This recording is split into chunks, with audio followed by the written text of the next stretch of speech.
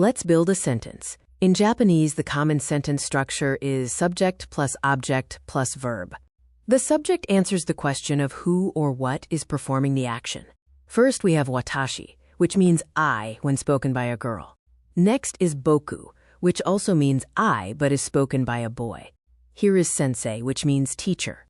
And tomodachi, which means friend. These are some examples of subjects. Now let's look at some objects. First up is udon, a type of Japanese noodle.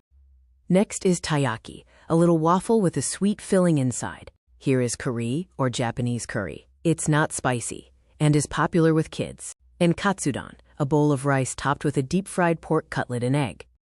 Finally, let's look at the action, or verbs. Tabemasu is the Japanese verb for to eat. Let's start simple by saying the teacher eats. We start with the subject, the teacher, or sensei. In Japanese, the particle wa follows the subject. And finally, the verb tabemasu, meaning to eat. So the teacher eats is sensei wa tabemasu. The wa marks the subject in the sentence. This phrase translates directly to teacher eats. Let's try another one. A friend eats. Start with the subject a friend, which is tomodachi.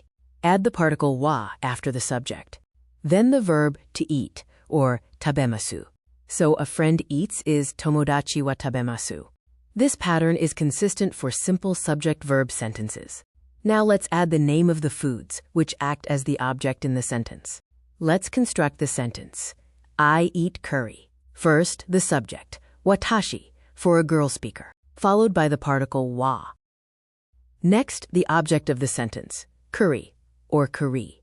The particle wu follows the object to mark it. Finally, the verb tabemasu, meaning to eat. The full sentence is watashi wa kare wo tabemasu. Remember that wa marks the subject and wu marks the object.